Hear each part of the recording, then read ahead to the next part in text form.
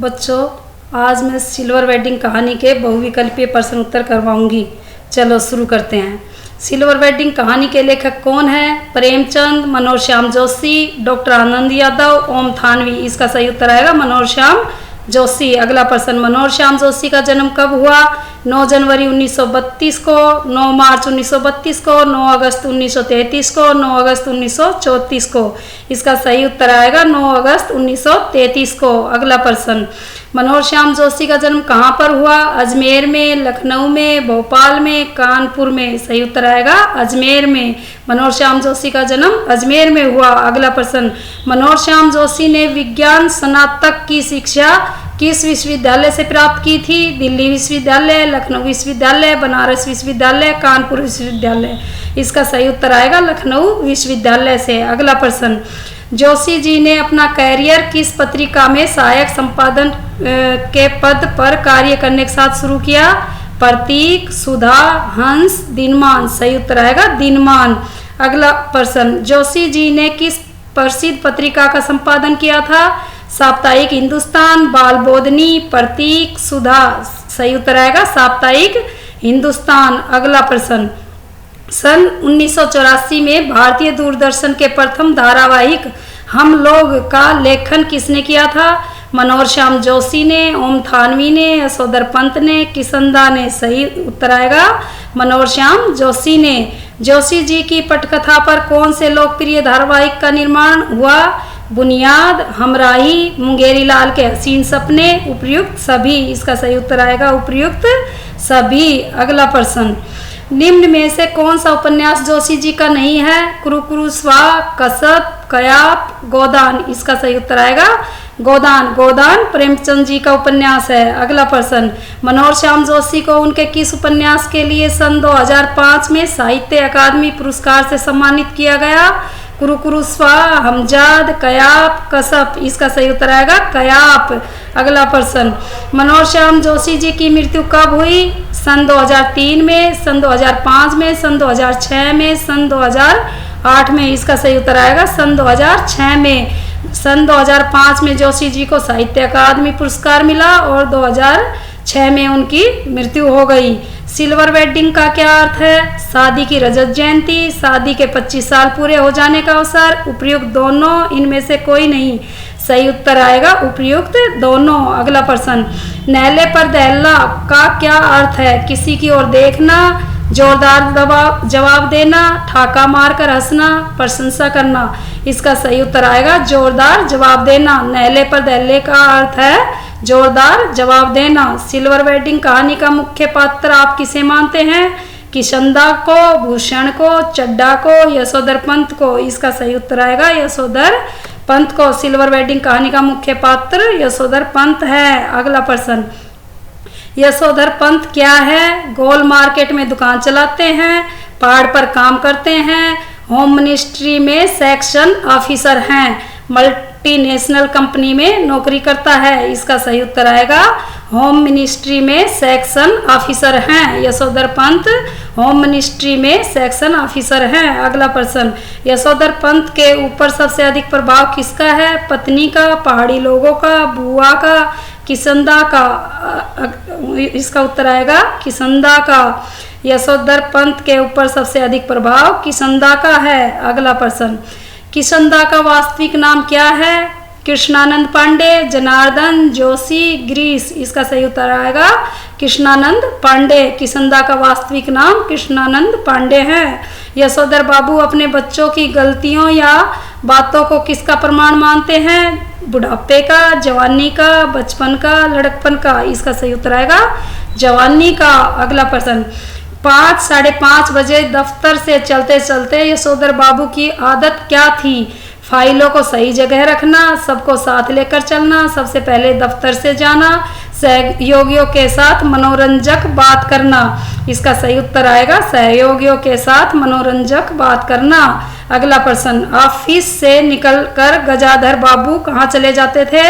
Quarter में, बिरला मंदिर में, गोल मार्केट में, पहाड़ी पर। इसका सही उत्तर आएगा बिरला मंदिर में। ऑफिस से निकलकर गजाधर बाबू बिरला मंदिर में चले जाते थे। अगला प्रश्न, यशोधर बाबू ने दफ्तर में पार्टी के लिए पैसे 2 बार दिए। इससे उनके व्यक्तित्व की किस विशेषता का पता चलता है? अपव्ययी, मितव्ययी, अनुचित खर्च करने वाला, कंजूसी से पैसे खर्च करने वाला। इसका सही उत्तर आएगा कंजूसी से पैसे खर्च करने वाला। अगला प्रश्न, ऑफिस में यशोधर बाबू की शादी की बात कैसे हुई? ऑफिस से जल्दी जाने पर, ऑफिस में लेट आने पर, घड़ी के बारे में चर्चा करने से, समय पर काम खत्म करने से। इसका सही उत्तर आएगा घड़ी के बारे में चर्चा करने से यशोधर बाबू के ऑफिस में शादी की बात हुई। अगला प्रश्न, यशोधर बाबू गोल मार्केट में ही रहना क्यों चाहते थे?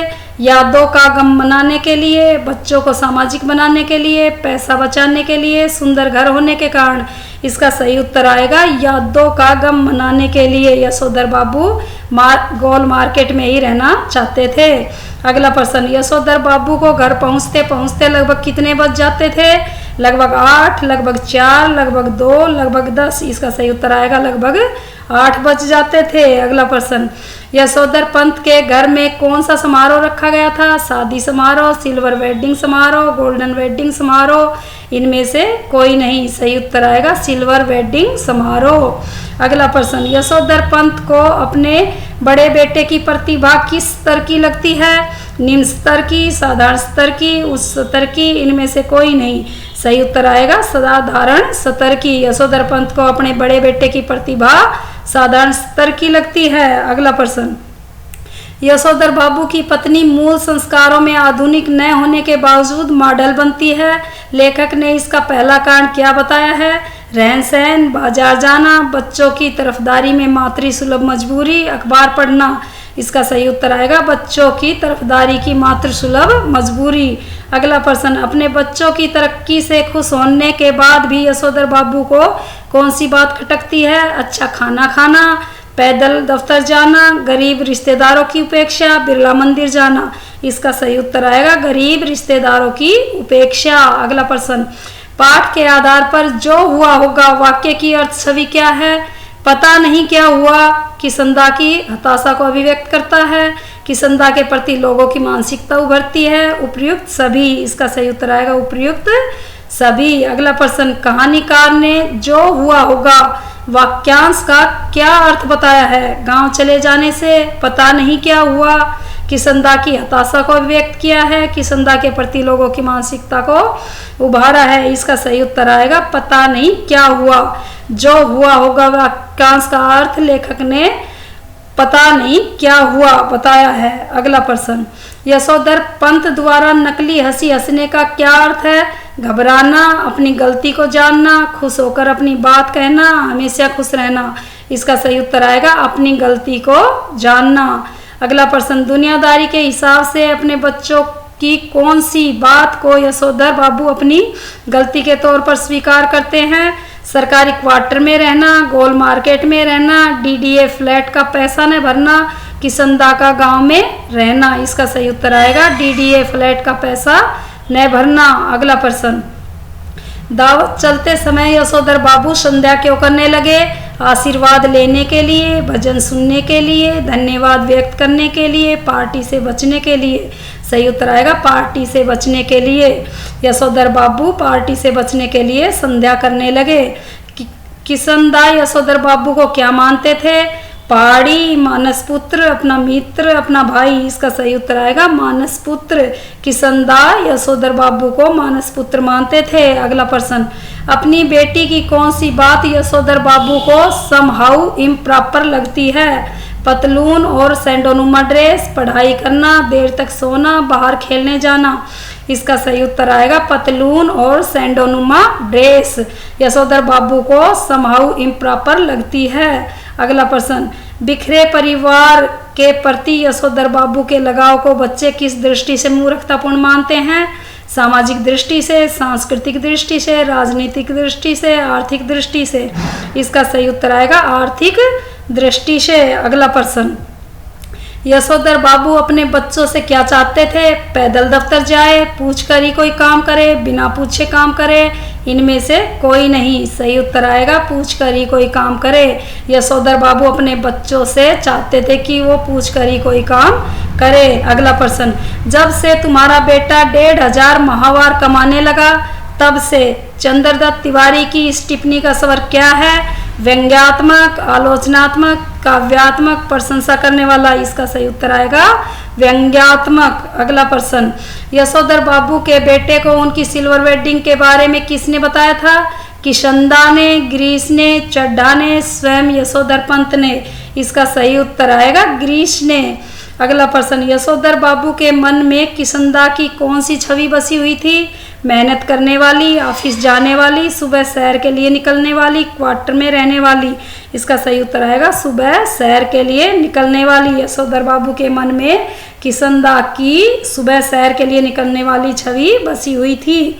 अगला प्रश्न, सिल्वर वेडिंग कहानी का मूल तथ्य क्या है? सामाजिक मूल्यों का नई पीढ़ी के लिए कोई महत्व नहीं, ऑफिस के सहयोगियों के माध्यम से नई सोच का पता चलना, गांव के प्रति लोगों की उभरती मानसिकता, नई पीढ़ी और पुरानी पीढ़ी के बीच अंतर को स्पष्ट करना। इसका सही उत्तर आएगा नई पीढ़ी और पुरानी पीढ़ी के बीच अंतर को स्पष्ट करना। अगला प्रश्न, सिल्वर वेडिंग कहानी की मूल संवेदना क्या है? हाशिए पर धकेले जाते मानवीय मूल्य, पीढ़ी का अंतराल, पाश्चात्य संस्कृति का प्रभाव, सरकारी क्वार्टर में रहना। इसका सही उत्तर आएगा पीढ़ी का अंतराल। सिल्वर वेडिंग कहानी की मूल संवेदना पीढ़ी का अंतराल है।